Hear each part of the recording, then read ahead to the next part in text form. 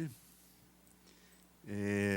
Antes de iniciar a minha palestra, eu gostaria, primeiro de tudo, de agradecer ao Nila pelo convite que me fez, de estar aqui e poder compartilhar com vocês essa conversa. É para mim uma honra e um prazer muito grande poder ter essa oportunidade de estar aqui. Agradeço particularmente ao professor Nilson de Paula, vice-reitor da UNILA, que intermediou esse convite para que eu viesse aqui. E agradeço muito a vocês por estarem aqui presentes num dia que podiam estar fazendo uma coisa diferente, até hoje, que é quarta-feira, dia de futebol, e a gente gosta de ficar em casa e à noite, então agradeço muito a presença de vocês todos aqui.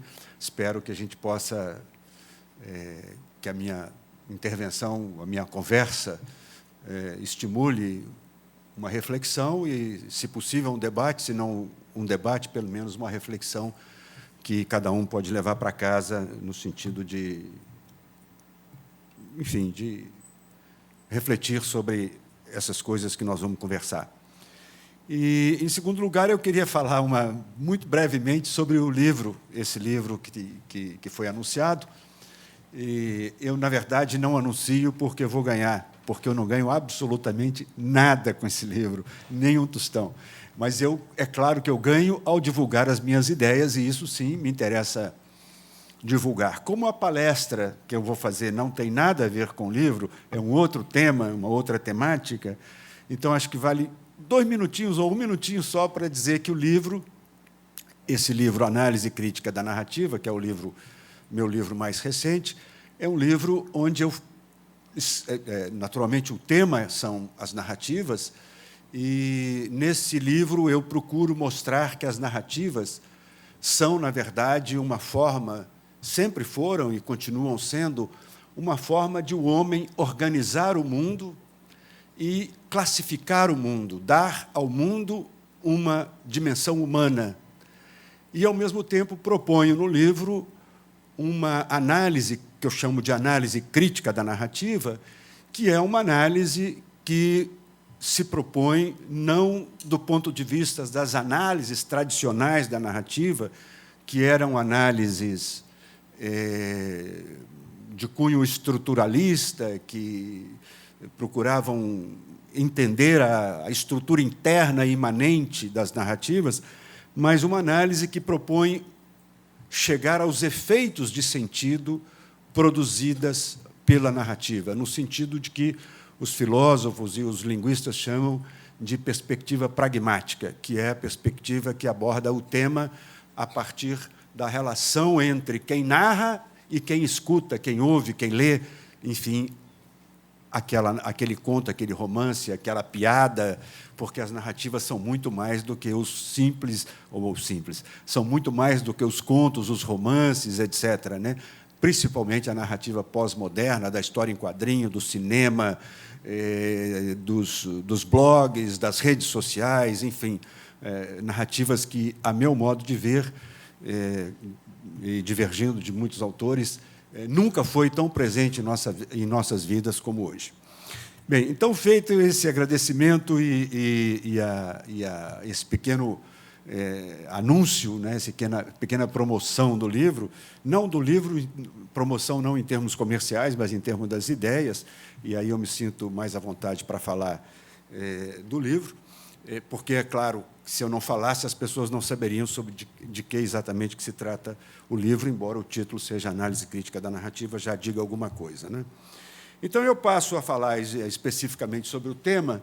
Eu não sei se vocês notaram que, entre o título anunciado e o título que está ali, houve uma pequena mudança. Na verdade, do dia que eu mandei para cá, eu resolvi colocar um ponto de interrogação, porque eu acho que, sobre esse tema, eu tenho cada vez mais dúvidas do que certezas. Então, eu vou colocar mais em termos mesmo de questões, né, de questionamentos, de indagações a respeito da temática da pesquisa em comunicação na América Latina. Eu sou jornalista, venho do jornalismo, pratiquei o jornalismo durante muitos anos da minha vida, depois ingressei na carreira universitária, me transformei em pesquisador da área, fiz o meu mestrado, doutorado, me transformei em pesquisador. Isso me deu uma inserção na atividade da comunicação, e particularmente do jornalismo, né, que me colocou muito na esteira da América Latina. Não só porque participei do grupo, fiz parte do grupo pioneiro que criou a Associação Latino-Americana de Pesquisadores da Comunicação, a ALAIC, que hoje já está no seu 20º congresso, como também eu estive, durante um bom período da minha vida, morando fora do Brasil, trabalhando com uma fundação alemã que promovia projetos de desenvolvimento na América Latina. Isso me permitiu ter contato com os pesquisadores, com estudiosos, com jornalistas, com profissionais da comunicação na América Latina, e me permitiu, então, acompanhar um pouco o desenvolvimento da pesquisa. E até porque, na minha idade, hoje, eu já posso olhar para trás e dizer, puxa vida, eu sou uma pequena parte dessa história, né, da história da pesquisa em comunicação na América Latina. Então, é sobre isso que eu quero fazer uma reflexão, fazendo uma advertência que, evidentemente, eu não vou esgotar o tema, né? Além de não dar respostas definitivas, eu vou apontar algumas coisas, mas eu não vou fazer uma definição, não vou, enfim, concluir coisas de uma forma conclusiva. Eu não vou poder fazer um mapeamento do campo da pesquisa em comunicação na América Latina, porque só no Brasil, hoje, são mais de 50 cursos de pós-graduação que estão produzindo há anos, alguns desses cursos de pós-graduação em comunicação, há mais de 30 anos, estão produzindo dissertações, teses, etc., mais de 15, 20, 30 por ano. No caso da USP, são mais de, se não me engano, mais de 60 ou 80 trabalhos de pesquisa sendo publicados anualmente, e seria uma tarefa hercúlea tentar juntar tudo isso e buscar a tendência. Então, não vou fazer um percorrido, uma evolução histórica. Vou fazer algumas indagações que nos situam nessa evolução da pesquisa em comunicação. Talvez pudesse, juntando um pouco com a questão que hoje é o meu tema de pesquisa, que são as narrativas, como eu acabei de falar, tentando compreender essa evolução da pesquisa em comunicação na América Latina como uma narrativa em si própria, né? Uma narrativa, porque essa narrativa nos remete a pensar sobre o próprio conhecimento que nós produzimos. Qual é o sentido, a razão, a utilidade desse conhecimento que nós produzimos na pesquisa em comunicação na América Latina. Quando eu falo em pesquisa em comunicação, eu estou me referindo à pesquisa que tem como objeto a comunicação no sentido da comunicação de massa, da comunicação massiva, né? A comunicação, principalmente a comunicação massiva, a comunicação feita pelos jornais, pelas emissoras de rádio, televisão, enfim, pela grande mídia, e também a mídia que se opõe a essa grande mídia, a mídia alternativa, a mídia mais comunitária, etc. Enfim, esse campo que nós hoje definimos genericamente como o campo das mídias, ou o campo da mídia, né? Que, na verdade, é muito mais do que os veículos, do que os meios, do que as emissoras, etc. É, na verdade,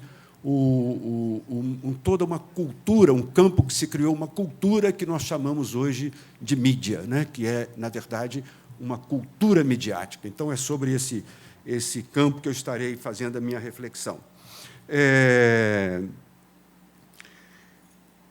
O que eu já disse, né, não vou fazer uma retrospectiva histórica, no sentido de ir dizendo o que cada pesquisa, o que cada momento, que cada pesquisa, cada grupo de pesquisa, cada movimento dessa pesquisa gerou tematicamente, etc., nem uma geografia disso, ou seja, um mapeamento dessa pesquisa, mas vou fazer uma indagação a respeito de...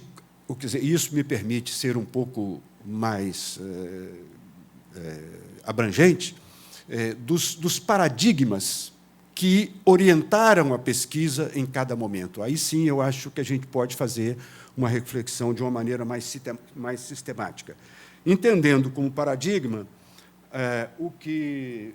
Deixa eu ver se eu consigo fazer funcionar direitinho isso aqui.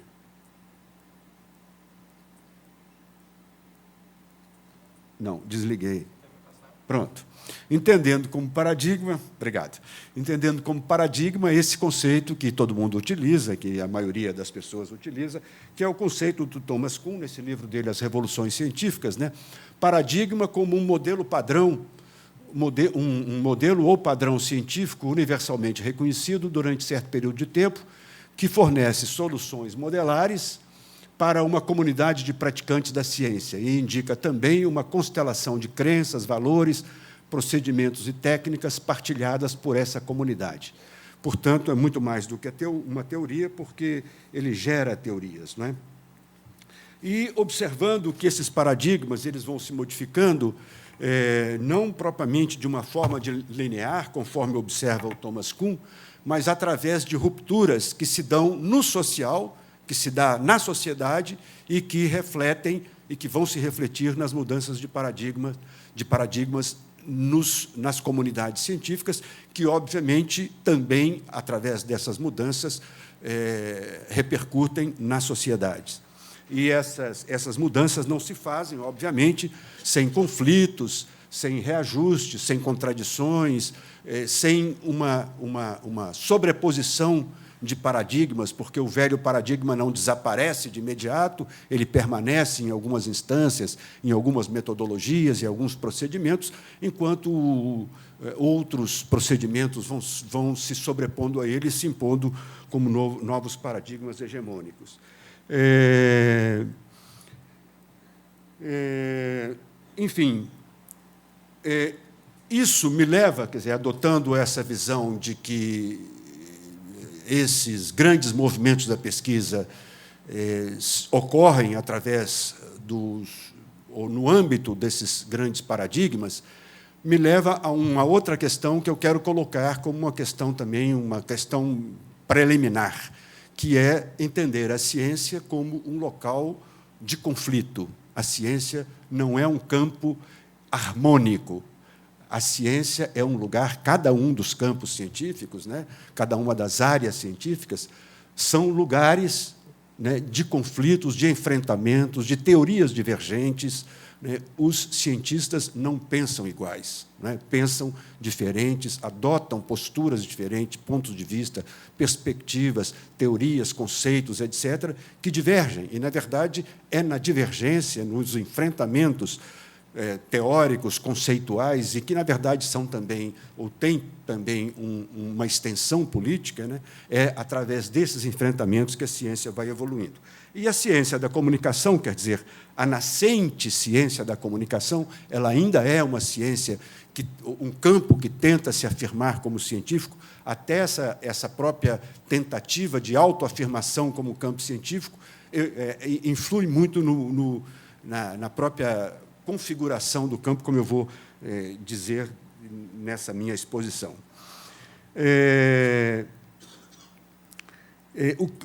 Essa questão de colocar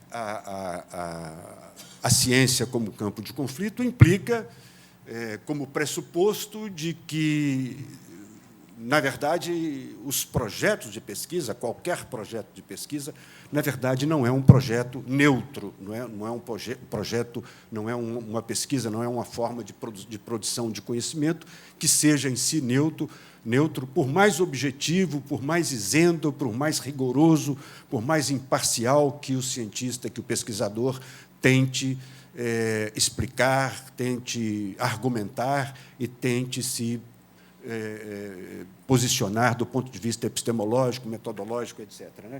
A pesquisa é sempre uma pesquisa que tem algum tipo de vínculo com uma determinada corrente de pensamento, com um determinado paradigma ou outro paradigma. Então, essa minha reflexão será mais de caráter, vamos dizer assim, ontológico, no sentido de fazer uma reflexão sobre o que cada um desses paradigmas da pesquisa em comunicação revelava em cada momento.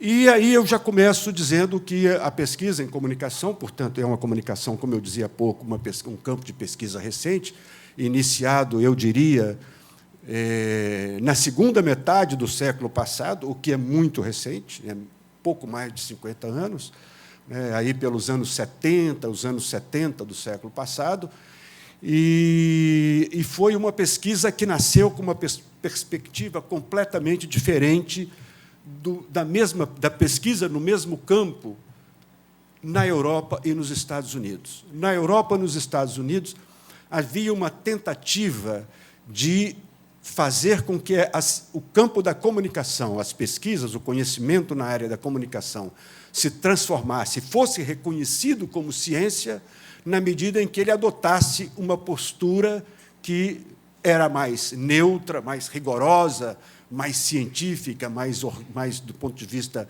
dos procedimentos, mais sistemática. E aqui na América Latina ela nasceu diferente, ela já nasceu engajada. Ela nasceu com um comprometimento muito profundo nos anos 60 e 70 com a realidade social na qual ela estava inserida. Seja no Chile, na Argentina, no Brasil, no México, enfim, em vários países latino-americanos onde começaram a surgir os grupos de pesquisa, eu citaria, assim, para quem quisesse recordar, o ILET, no México, Instituto Latino-Americano de Estudos... Me esqueci agora o nome completo do LET. Né? Transnacionais. O ININCO, na Venezuela, enfim, vários grupos que foram os programas de pós-graduação em comunicação aqui no Brasil, os pioneiros foram, como sempre, o da USP, o da UFRJ e o da UNB em Brasília. Esses foram os 3 primeiros programas de pós-graduação, já há mais de 30 anos. Então, esses primeiros, o CIESPAL, no Equador, enfim, esses núcleos que foram surgindo de estudos da pesquisa em comunicação nesse período, nessa década de 80 e 70, né, eram pesquisas que respondiam, na verdade, àquilo que era a realidade social daquele momento. Em primeiro lugar, uma realidade politicamente submetida a governos autoritários. Né? A ditadura ou as ditaduras militares quase que se generalizaram na América Latina e duraram décadas, né? E era nesse contexto que a pesquisa surge, no contexto de governos autoritários, de ditaduras militares, de opressão, e, na verdade,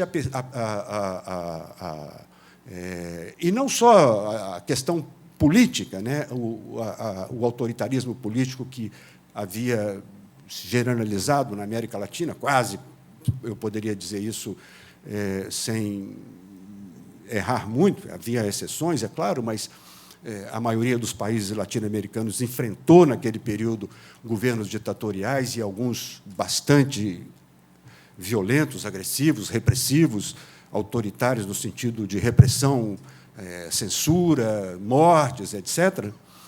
E esse era o contexto político naquele momento, ou seja, ausência de liberdades. E o contexto econômico e social era o contexto de uma aguda concentração de renda, de uma violenta concentração de renda, de uma falta de oportunidades, de uma carência de oportunidades sociais, de uma miséria, na verdade, uma exclusão social muito forte. E era óbvio que esse momento, essa circunstância, iria afetar a pesquisa nascente, a pesquisa em comunicação que se desenvolvia na década de 60 e 70. E além disso, por que não dizer, havia uma forte, uma grande influência da Revolução Cubana, né, que tinha um atrativo ideológico, um atrativo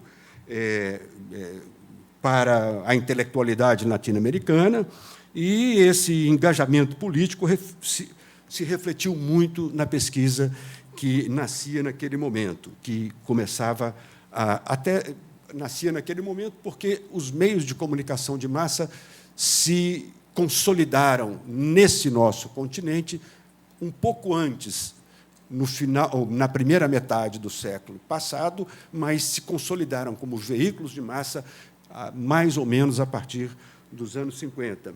E aí nasce a pesquisa um pouco em seguida, não é?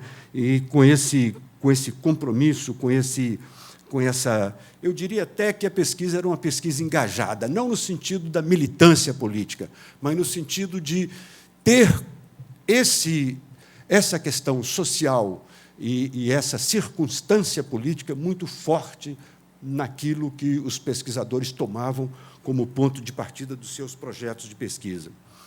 E era uma pesquisa que se posicionava contra o autoritarismo, contra as ditaduras. As ditaduras eram, na verdade, o inimigo onipresente, as ditaduras estavam em todo lugar. Aqueles aqui que têm idade próximas à minha, que viveram esse momento, sabem que as ditaduras não eram só uma repressão política, era muito mais do que isso. As ditaduras estavam presentes nas nossas vidas, até nas nossas intimidades, né? Eram momentos de grande repressão política que afetavam diretamente a cada um de nós e, obviamente, afetavam aos pesquisadores da área. Então, era inevitável, eu diria, quase esse engajamento, esse enraizamento nas questões sociais, essa identidade com os movimentos sociais, ainda que movimentos sociais, naquele momento, muito mais tímido do ponto de vista da liberdade que se tem hoje, muito mais tímido do que hoje, embora também corajosos, mas, enfim, com uma cautela, né, porque a repressão era muito forte. E essa pesquisa é interessante porque o paradigma dominante em cada momento ele traz todo um vocabulário que vai junto dele. E isso é bom a gente estar sempre recordando, né? Haviam algumas palavras que hoje já estão em desuso, até palavras tipo subdesenvolvimento, né, que, claro, foram substituídos talvez por palavras mais modernas, como exclusão social, enfim, outras palavras que estão mais na moda hoje, mas que, na verdade, essas palavras eram partes das nossas pesquisas. Ideologia, mobilização social, dependência cultural, dependência informativa, palavras que caíram em desuso. Hoje a gente praticamente não ouve mais falar nessas expressões, mas que eram muito fortes, muito presentes, exatamente porque elas identificavam uma situação social e já traziam para as pesquisas esses conceitos, né, porque eram conceitos, se transformavam em categorias que geravam procedimentos de pesquisa, etc., e que refletiam esse engajamento, esse envolvimento, esse compromisso social, né, dos pesquisadores. Na verdade, eu diria, era antiético fazer pesquisa que não tivesse esse comprometimento social. E, mais do que isso, eu diria até que a pesquisa era, em si mesma, um instrumento político. Eu vou falar um pouquinho disso mais adiante.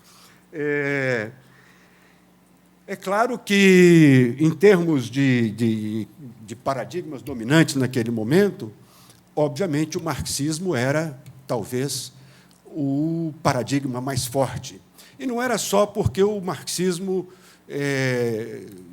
vinha com a Revolução Cubana, com os movimentos da resistência à ditadura, etc., mas é que o marxismo, enquanto método, né, permitia que a pesquisa tivesse um posicionamento mais crítico e se posicionasse desde o início, desde um ponto de vista do desenvolvimento da pesquisa, a partir de uma perspectiva crítica. E essa crítica era importante ser feita, né? Uma crítica ao centralismo autoritário, uma crítica às faltas de liberdade, uma crítica à exclusão social, à miséria, à fome, à exploração social, etc. Para aqueles que são da área do jornalismo, eu recordaria dois autores importantes, um argentino, Eliseu Veron, e outro que é belga, mas que durante muitos anos residiu no Chile, que, na verdade, se identificou muito com a pesquisa da comunicação no Chile, Armando Matelar, que, durante o Matelar, no Chile, no período Allende, publicou um trabalho junto com a mulher dele, Michelle Matelar, alguns aqui devem se lembrar desse nome, ou desses estudos, publicou um estudo muito interessante denunciando a ideologia do jornal El Mercurio, no Chile. E o Eliseu Veron, na Argentina, são dois pioneiros, estou citando os dois porque são dois autores pioneiros. o Eliseu Veron, sobre a chamada imprensa burguesa na Argentina. Esses dois autores foram dois autores que eu diria assim, fundadores desse movimento. Mas eles não eram, do ponto de vista das suas metodologias, dos seus procedimentos analíticos, exatamente um marxista. Eles eram até mais estruturalistas do que marxistas. Mas o estruturalismo também era, e aí, é claro, por influência francesa, a intelectualidade latino-americana da segunda metade do século passado era muito influenciada pela intelectualidade francesa. A maioria dos nossos intelectuais fazia os seus cursos de pós-graduação em Paris, e não nos Estados Unidos ou em outros lugares, não na Inglaterra, era principalmente na França, e havia, claro, uma influência francesa muito grande. E o paradigma estruturalista era muito útil para se chegar aquilo que era, talvez, o cerne da denúncia, do que se queria denunciar, do que se queria evidenciar, que era a ideologia burguesa, que era a ideologia da grande imprensa, a ideologia da grande mídia latino-americana naquele momento. Então, esses dois grandes paradigmas, o paradigma marxista e estruturalista, se é que nós podemos chamá-los de paradigmas, formavam um paradigma mais amplo, que é o paradigma crítico, que, na verdade, era o paradigma que eu acho que inspirou toda a pesquisa em comunicação na América Latina, no seu nascedouro, nos anos que eu estou situando aí, nos anos 60 e 70. Essas pesquisas e essa evolução inicial da pesquisa em comunicação geraram, essa evolução gerou, na verdade, uma série de tensões, e a pesquisa ela foi além das áreas das universidades, do setor acadêmico, da academia. Ela, na verdade, ganhou as ruas, ela, na verdade, se transformou numa questão política pública. Eu citaria alguns episódios, só para recordar, para aqueles que ou viveram ou que ouviram falar, de alguns conflitos importantes naquele momento, que envolviam diretamente a pesquisa. Por exemplo, um conflito que apareceu aí por volta final dos anos 70, início dos anos 80, que foi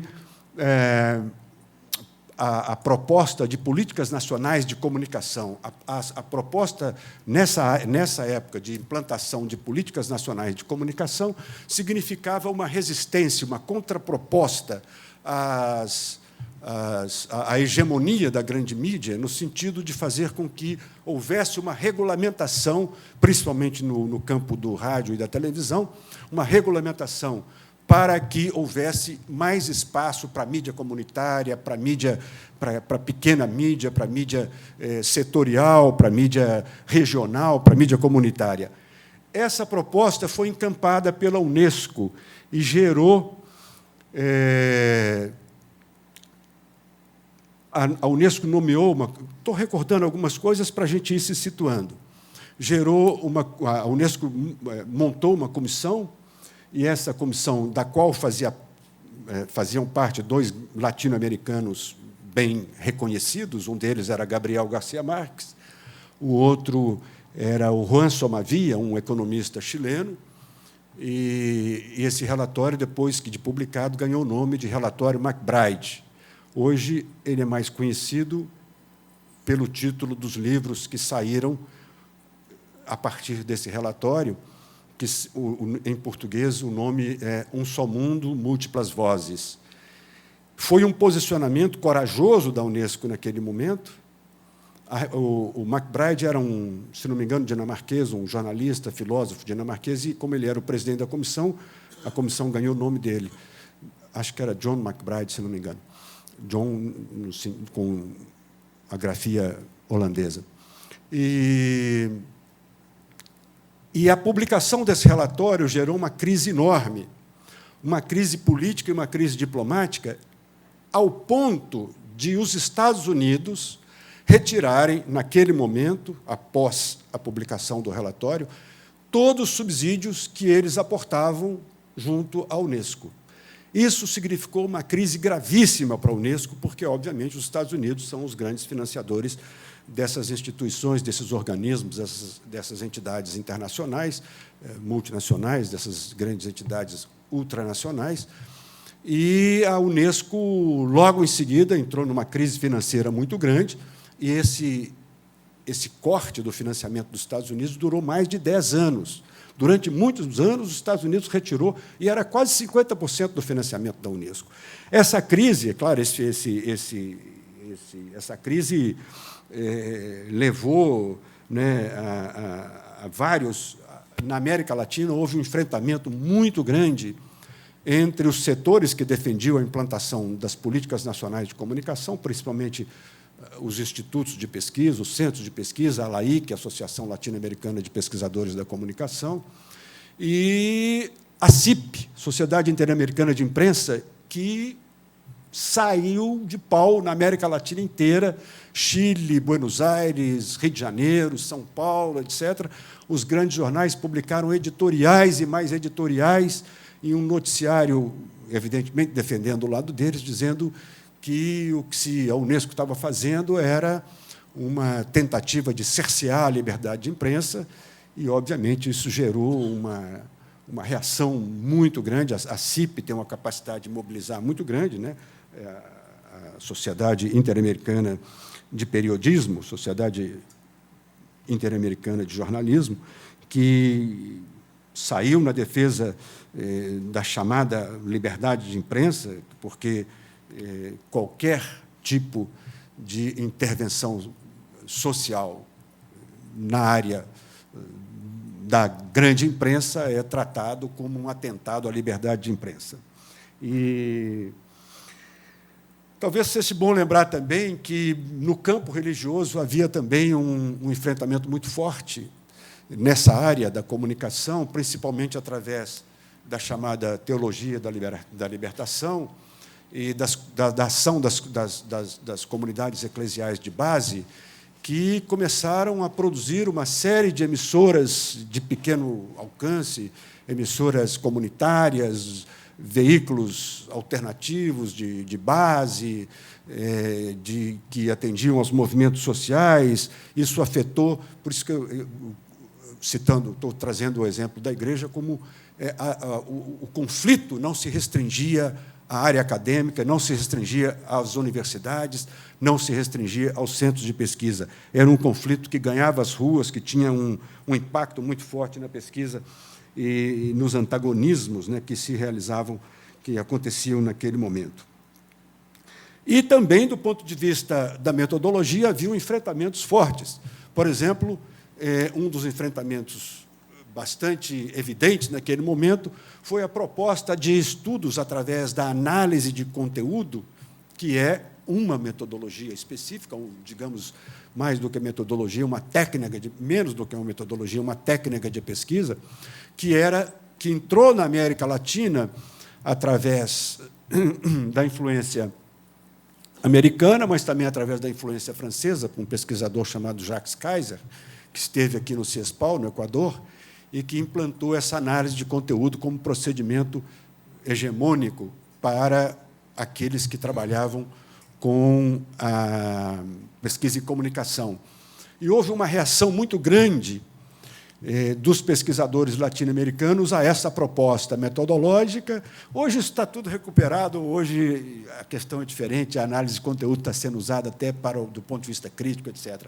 Mas, naquele momento, a análise de conteúdo foi entendida como uma tentativa de implantar, na América Latina, um procedimento metodológico que não revelava a ideologia implícita da grande mídia e, portanto, era uma metodologia que deveria ser rejeitada. Isso gerou uma tensão muito grande no campo, e a resposta era a análise da ideologia e através de procedimentos, principalmente, do estruturalismo importado da literatura, da área dos estudos literários, da linguística, etc. Enfim, sim, outra coisa que eu não poderia deixar de mencionar também é um outro conflito que havia muito forte naquele momento entre uma proposta, essa sim de cunho exclusivamente americano, que era o chamado difusionismo. né, a difusão de inovações. Isso estava muito em moda naquele momento. Aqui no Brasil, por exemplo, havia a Embraer, que era um órgão nacional de ação junto às comunidades rurais, de introdução de novas tecnologias agrícolas, e toda a ideologia que estava por trás disso era de que era preciso modernizar o campesinato, era preciso modernizar os pequenos agricultores, que eram, na verdade, resistentes às tecnologias, porque eram sujeitos resistentes, sujeitos, indivíduos de cabeça dura, que resistiam à modernidade, que não importavam as novas tecnologias rurais, agrícolas, porque eram atrasados, porque eram resistentes à mudança. E veio, nesse mesmo momento, as ideias de Paulo Freire, que destruíram, né, toda essa... Não posso fazer aqui uma elaboração maior, estou apenas citando para chegar ao final da palestra, porque senão vou demorar demais. E todas as ideias de Paulo Freire, que, obviamente, tiveram também uma influência muito grande no campo, que se contrapunha a essas posições, a esse difusionismo, dizendo que, na verdade, o camponês era um sujeito, na verdade, tão inteligente quanto qualquer outro, e, na verdade, um sujeito que não adotava as novas tecnologias porque ele sabia dos riscos que ele tinha do ponto de vista da sua produção, etc., do seu negócio, do seu pequeno negócio, da sua pequena agricultura, em termos de adotar ou não essas novas tecnologias através dessas difusão de inovações. Uma outra área onde havia uma tensão e um conflito muito grande era a proposta de fazer as pesquisas, chamadas pesquisas de opinião, a survey, né, ou as pesquisas de atitude, enfim, essas pesquisas feitas junto ao público. E a contraproposta latino-americana a essas pesquisas de opinião eram as pesquisas participantes. Mas as pesquisas participantes aqui na América Latina não tinham o mesmo caráter que elas tinham entre os pesquisadores europeus e norte-americanos. A pesquisa participante lá significava uma pesquisa em que o sujeito pesquisador se mantinha ainda como um sujeito distante do objeto pesquisado. Ele participava no sentido de que ele entrava na comunidade e vivia a comunidade. Aqui, não. A pesquisa participante tinha um caráter completamente diferente. A pesquisa participante aqui tinha um caráter mobilizador, era uma pesquisação, a pesquisa que fazia com que o sujeito pesquisado trabalhava ou agia em termos de autoconhecimento e produzia um conhecimento junto com o sujeito pesquisador. Portanto, era uma pesquisa em que havia uma intersubjetividade, um envolvimento do pesquisador com seu próprio objeto, os outros sujeitos, né, na criação de um conhecimento que era coproduzido pelo pesquisador e o pesquisado através de uma conscientização, de uma aquisição de uma consciência das suas condições de vida, da sua exclusão, da dependência econômica, cultural, etc. Então, é nesse sentido, né, que se consolidou e que se disseminou, e que foi, na verdade, eu creio, né, um paradigma hegemônico naquele momento entre os pesquisadores da comunicação, esse paradigma que eu chamo genericamente de paradigma crítico, através dessas opções epistemológicas do marxismo, do estruturalismo, etc., desses que eu mencionei aqui, en passant, muito rapidamente, para não me demorar demais. Então, é interessante que a pesquisa não era só um lugar de conflito, a pesquisa era o próprio conflito. A pesquisa era, com muito mais evidência do que hoje, talvez, né, um lugar de resistência, eu diria até quase um grito pela liberdade, pela emancipação, pela conscientização, pela autocompreensão das condições sociais do nosso continente, frente a essas opressões, a essa ausência de liberdade, a essas injustiças sociais, enfim. a esse movimento. A pesquisa era parte do movimento social, era parte do movimento político, era parte integral dessa luta pela emancipação, pela conquista das liberdades, etc. Muito bem. Então, qual é o legado dessa pesquisa? O que ficou, né, dessa pesquisa? No final dos anos 80, ou melhor, durante os anos 90 e na virada do século, eu acho que ocorreu uma mudança, eu não sei se poderia dizer silenciosa, mas uma mudança a que talvez a gente não tenha se dado conta com a dimensão que ela tem. Houve uma mudança com o fim das ditaduras, com o processo de globalização, com a hegemonização do mercado, da chamada globalização, da internacionalização das economias latino-americanas, do envolvimento das economias latino-americanas no mercado global, etc., etc., parece que essa pesquisa participante, que essa pesquisa militante talvez seja um nome muito forte, que essa pesquisa engajada, essa pesquisa que tinha o social como um inspirador e o social como finalidade, acabou sendo varrida para baixo do tapete. Ela foi desaparecendo devagarzinho e tal, e a gente não ouviu falar mais dessa pesquisa. É claro que há exceções, é claro que há locais que ainda fazem uma pesquisa identificada com essas posturas anteriores, etc. Mas, se nós perguntarmos hoje, se nós investigarmos, se nós fizermos um levantamento das pesquisas na nossa área, eu estou me referindo à área do jornalismo, da grande mídia, pesquisa em comunicação, se nós fizermos algumas indagações hoje sobre qual o paradigma hegemônico, evidentemente, esses paradigmas que eu acabei de mencionar foram varridos para debaixo do tapete. Perdão. Eu fico colocando as coisas aqui para não esbarrar, porque eu sou meio desastrado e acabo derrubando. Eu diria assim, esse idealismo que havia no momento inicial da pesquisa, ele desapareceu. Claro que há exceções, claro que há centros que se dedicam, claro que há centros de pesquisa ainda ligados a movimentos sociais, mais diretamente, etc., etc. Claro que há exceções, mas, se nós verificarmos o grosso das teses e dissertações, que são a maior parte das pesquisas que é publicada hoje, nos 50 e tantos cursos de pós-graduação no Brasil, e mais de 100 cursos, não sei quanto, não tenho uma ideia muito precisa, talvez 150 cursos em centros de pesquisa em comunicação na América Latina hoje, eu tenho certeza de que não é esse o paradigma hegemônico mais. Não é isso, não é esse paradigma crítico que continua sendo o paradigma hegemônico. Qual é o paradigma que veio substituí-lo?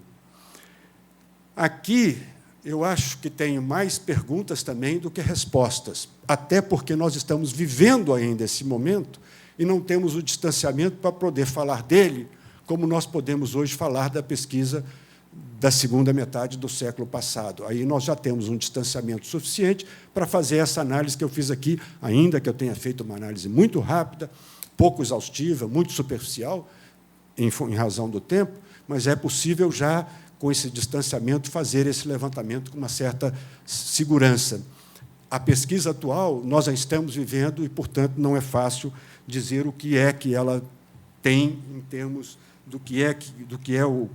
qual é o paradigma hegemônico dessa pesquisa, né? O diagnóstico seria difícil, porque há uma diversidade muito grande com essa quantidade, com essa prolixidade de cursos, de pesquisas, de conhecimento que estão sendo produzidos, etc.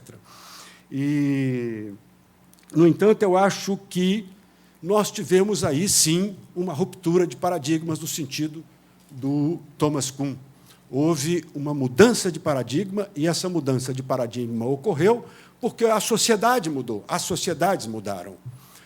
Houve, né, sem dúvida nenhuma, uma certa hegemonia de um modelo social, né, de um modelo econômico, que é o modelo da globalização, que não é outra coisa senão, né, a imposição de uma sociedade de mercado, de uma sociedade do consumo, de uma sociedade quer dizer, uma conquista da liberdade individual, que, na verdade, exacerbou o individualismo, e essa hegemonia desse sistema econômico acabou se transformando, acabou se refletindo na universidade, e esse idealismo das pesquisas inicial, esse idealismo acabou se interrompendo, ou varrido para debaixo do tapete, enfim.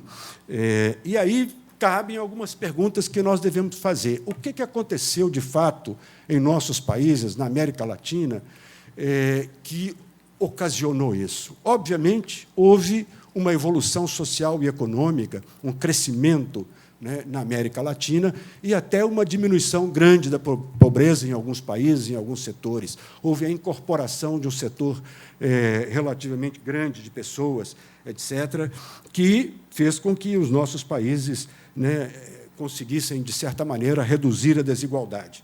Isso é inegável, não é? Essas conquistas democráticas, né, também, sem dúvida nenhuma, foram importantes. Nós, hoje, somos, felizmente, países muito mais livres do que éramos há algum tempo atrás. Então, tudo isso, na verdade, tem uma consequência direta ou indireta nos centros de pesquisa, nas universidades, nos pesquisadores, etc., que vão fazer com que eles mudem as suas temáticas, que mudem as suas metodologias, etc. Mas a pergunta que se coloca é que será que nós tivemos um desenvolvimento social suficiente para que nós possamos abrir mão desse envolvimento social das pesquisas? Eu estou falando da minha área, mas talvez a pergunta pudesse ser estendida para outras áreas. Será que isso, de fato, será que, em nome de uma pureza da pesquisa, será que, em nome de um rigor científico, de uma sistematização metodológica, nós podemos excluir o social como, vamos dizer assim, as impurezas da política da nossa pesquisa? Eu estou fazendo uma afirmação que eu não sou capaz de garanti-la, porque, como eu disse, eu não fiz, não tenho, não conheço nenhum estudo que tenha feito esse levantamento de uma forma que me possa fornecer elementos precisos para essa análise. Mas são as questões que me colocam e são as questões que eu acho são as questões que eu queria trazer para a nossa reflexão aqui. Será que não houve, de fato, será que essas conquistas sociais, né, foram suficientes para dispensar a contribuição das pesquisas, colocando de uma forma um pouco diferente a mesma pergunta? Será que as nossas teorias sociais, as nossas teorias sociológicas, as nossas teorias da comunicação alcançaram hoje um patamar de sofisticação científica que justifica, não é, justifica esse afastamento do pesquisador da realidade social e política do nosso continente? Será mesmo que nós temos hoje, diante dessa diversidade de pesquisas, dessa prolixidade de teses, dissertações, de cursos de pós-graduação, de encontros, de revistas científicas, etc., será que há um paradigma hegemônico nessa diversidade, nessa prolixidade de produção científica do conhecimento na área da comunicação e áreas paralelas? Não é?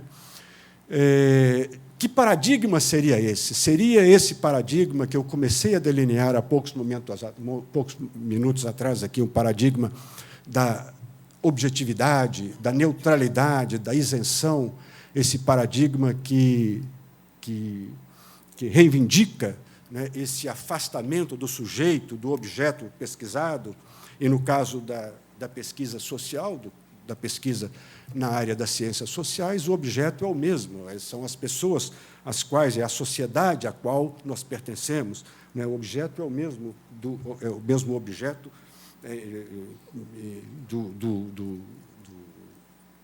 da pessoa do pesquisador. Será que esse ingresso na chamada pós-modernidade mudou a intelectualidade da América Latina?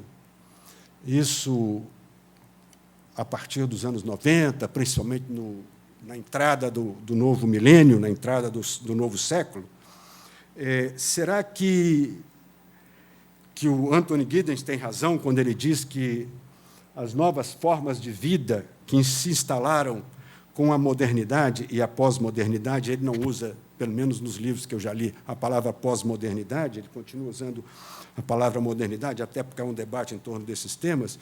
Será que essas novas formas de vida, e aí eu diria essas novas formas de pesquisa, que se instalaram com a modernidade, arrasaram, como ele diz, de maneira sem precedente todas as modalidades anteriores? No nosso caso, da América Latina, eu diria até que eu tenho a impressão, não sei se estou errado, que nós, na verdade, saímos da pré-modernidade para a pós-modernidade. Nós não passamos, vamos dizer, por uma etapa transitória, nós entramos no momento da globalização, dessa chamada pós-modernidade, num salto muito rápido. Há muito pouco tempo atrás, os nossos países, a massa da população dos nossos países era uma população ainda rural. A nossa migração para as cidades é uma coisa muito recente, né? O nosso processo de industrialização é muito novo. E será que, então, esse passo direto da pré-modernidade para a modernidade fez emergir, claro que as contradições sociais estão aí, mas impôs-se, né, na área acadêmica, na área principalmente das pesquisas sociais e particularmente na área na qual eu me sinto mais confortável, que é a pesquisa em comunicação, a ponto de eliminar, né, esse comprometimento social que o pesquisador tinha antes. Claro, né, essa passagem, ela, nos nossos países, pelo menos, né, ela não eliminou as contradições. As contradições estão aí, estão mais agudas do que sempre. O Brasil talvez seja um exemplo contundente dessa sobrevivência das contradições. Nós somos, hoje, a 7ª economia do mundo, nós produzimos produtos de altíssima tecnologia, nós exportamos aviões a jato para o mundo inteiro, nós temos um sistema, por exemplo, de apuração das eleições que é invejado no mundo inteiro. Na última eleição, na eleição da Dilma, a eleição terminou às 18h, às 20h, o país já sabia o resultado exato das eleições. Isso é fenomenal num país com a dimensão do Brasil, é uma tecnologia da maior sofisticação, né? A tecnologia do etanol, e a gente poderia seguir citando outras, né, que são orgulhos do brasileiro. Mas, ao mesmo tempo que nós temos motivo de orgulho de ser a 7ª economia do mundo, nós temos uma série de motivos de vergonha, né, em relação à nossa sociedade, à nossa nação, ao nosso país. Nós somos a 7ª economia do mundo e o 84º país em IDH. Ou seja, como é que a 7ª economia do mundo pode ser o 84 em termos de IDH, né, de Índice de Desenvolvimento Humano, mortalidade, índice de longevidade, saúde, educação, etc. Né? Como é que eu acho que o Brasil é uma evidência, né, da permanência dessas contradições. Então, essa passagem que ocorreu na virada do século, né, ela não eliminou essas grandes contradições sociais brasileiras e nem latino-americanas, né?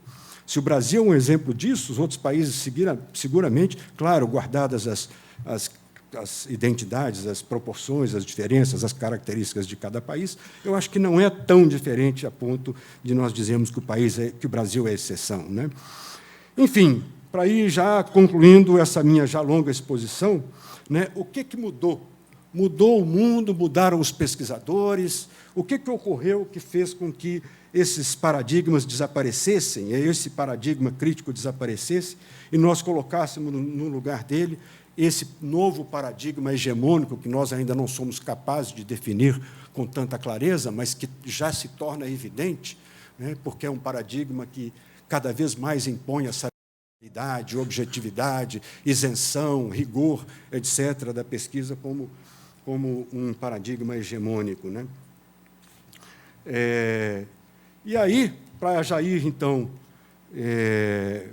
concluindo a minha pesquisa, eu vou saltar alguns pontos aqui para não ficar muito longo, né? Eu acho que aqui, de novo, nós temos mais perguntas do que respostas, até porque, de novo, eu repito, essa complexidade, essa prolixidade da pesquisa impede que a gente faça uma avaliação mais consistente. Será que nós podemos, hoje, de fato, abolir esse comprometimento social no grosso das pesquisas, em nome desses modelos elegantes, desses modelos que são sofisticados, que são mais rigorosos, etc., mas que se afastam do objeto social das pesquisas na área social, que é a sociedade? Será que nós estaremos errados se nós dissermos que a pesquisa eliminou a política para não ficar contaminada e, com isso, se distancia do lado, digamos, humano, do lado coração, do lado mais... Eu vou usar uma palavra não correta, mas não importa, né? Mais afetivo da sociedade, no sentido não afetivo do carinho, mas afetivo da humanidade que tudo isso representa. Será que nós podemos permitir que a nossa pesquisa seja cada vez mais especializada, mais fragmentada, mais departamentalizada, né, e menos holística, menos globalizante, menos totalizante? Será que, de fato, nós podemos permitir isso nessa realidade que eu acabo de desenhar aqui como uma realidade conflitante, contraditória e de contradições tão agudas? Será que, de fato, em nome dessa autoafirmação acadêmica, de autoafirmação no sentido de que eu sou pesquisador, eu sou um cientista, e eu sou cientista porque eu não me contamino com as impurezas da sociedade, não me contamino com as impurezas da política? Será que nós podemos nos dar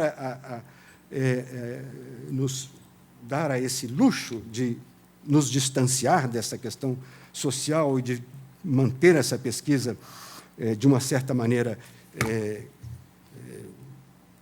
no caminho dessa pesquisa pura, pesquisa objetiva, pesquisa neutra, etc., e permitir que esse paradigma se imponha, né, como paradigma hegemônico dos centros de pesquisa? Eu cito, mais uma vez, eu estou me referindo, quando eu falo isso, estou pensando na pesquisa em comunicação, mas eu acho que o que eu falo se estende também para outras áreas sociais, a pesquisa em sociologia, antropologia, história, linguística, etc., embora cada uma delas com a sua particularidade, com a sua especificidade, etc. Mas o que eu tenho visto, que eu tenho notado, e, mais uma vez, correndo o risco de estar cometendo alguns pecados, porque eu não tenho isso sistematizado e nem conheço nenhum estudo que tenha feito em nenhuma das outras áreas, não só da minha, mas das outras áreas, algum estudo sistemático que tenha levado a uma conclusão mais consistente da área.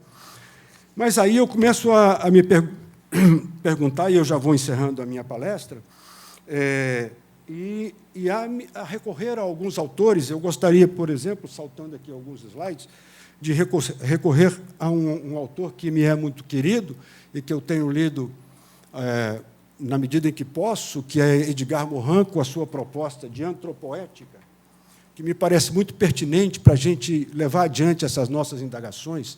Antropoética é entendida como uma ética tripla, consciente de que o humano é, ao mesmo tempo, indivíduo, parte da sociedade e da espécie. E, desse modo, um desenvolvimento humano deve compreender o conjunto das autonomias individuais, das participações comunitárias e da consciência de pertencer à espécie humana, que é uma questão nova, que coloca uma ética nova, que nos faz pensar, né, nessas concepções mestras que orientam as nossas pesquisas, que orientam os nossos paradigmas, que, obviamente, vão subordinar os nossos procedimentos, as nossas metodologias e os resultados das nossas pesquisas.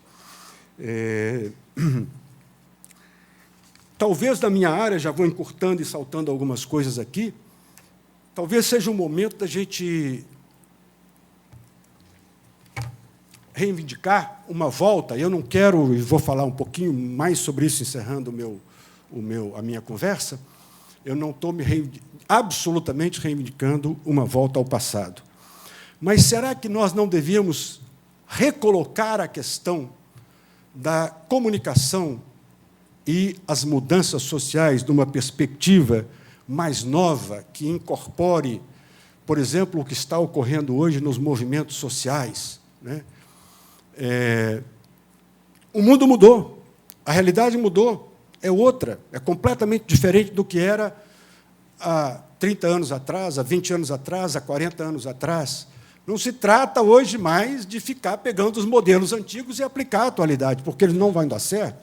Hoje, se nós olharmos no nosso campo, eu conversava hoje à tarde com um grupo de professores que está fazendo a proposta de criação do curso de jornalismo, e dizia para eles, o próprio conceito de comunicação está mudando, porque a realidade está mudando e o movimento social está nos ensinando que os nossos modelos antigos não funcionam mais, não são mais pertinentes, né? A verticalidade daquilo que nós agíamos, daquilo que nós propunhamos antes, ainda que com as melhores das intenções, né? Mas eram campanhas educativas, campanhas de comunicação, etc. Isso não cabe mais nesse momento, né? Com as redes sociais, com o ativismo dos militantes políticos, com essa horizontalidade que existe hoje nos movimentos sociais, esses modelos não valem mais, não se aplicam, a gente precisa repensar tudo isso.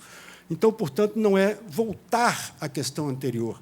Mas eu fico me perguntando, e aqui eu vou colocar um outro slide aqui, se não é, de fato, o momento de nós repensarmos a comunicação a partir desses novos movimentos. Eu uso aqui o Thomas Tuft, que é um pesquisador dinamarquês, que muito atuante nessa área da pesquisa em comunicação, particularmente da pesquisa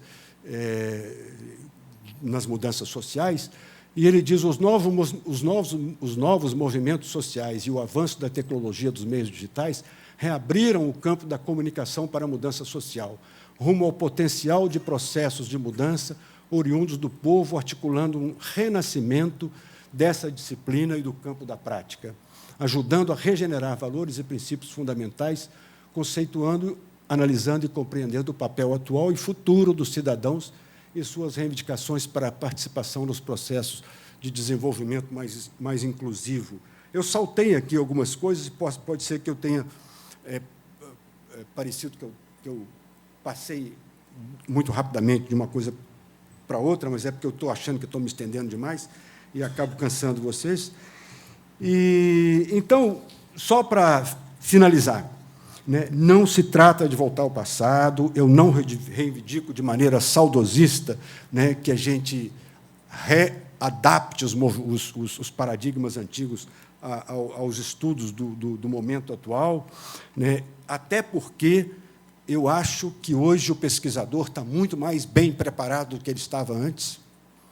Os pesquisadores que estão saindo hoje das universidades, do ponto de vista metodológico, estão muito melhores preparados do que nós, quando saímos das nossas universidades. Eles têm mais ferramentas técnicas do ponto de vista da pesquisa, mais instrumentos, mais conhecimento, mais domínio das metodologias, mais domínio dos procedimentos, mais domínio dos processos de operacionalização das pesquisas. Então, não se trata de fazer com que a gente retome o movimento, ou a gente retome aquilo que foi a pesquisa no passado, não é? Eu acho que, de fato, o mundo mudou, a realidade mudou, e a pesquisa tem que mudar junto. Mas essa questão da pesquisa enquanto uma prática social, eu acho que a gente ainda pode preservar. E aí, para finalizar, eu gostaria de citar mais um autor que também me é muito querido, Boaventura de Sousa Santos. Eu trouxe essa citação dele, e, com isso, eu concluo. Entender a ciência como uma prática social. Trata-se, segundo Boaventura de Sousa Santos, de compreender a ciência enquanto prática social, tarefa que se vai cumprindo em diálogo com o mundo, tornar compreensível o que as ciências sociais são na sociedade e o que elas dizem sobre a sociedade. Enquanto prática de conhecimento, as ciências transformam a sociedade em múltiplos objetos teóricos. O conhecimento social desse conhecimento faz com que tal objetivação seja apropriável e, nessa medida, subjetivável.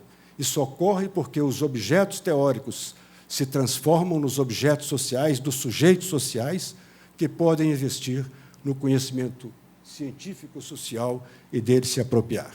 Então, é isso. Desculpe se eu cansei muito vocês. Obrigado.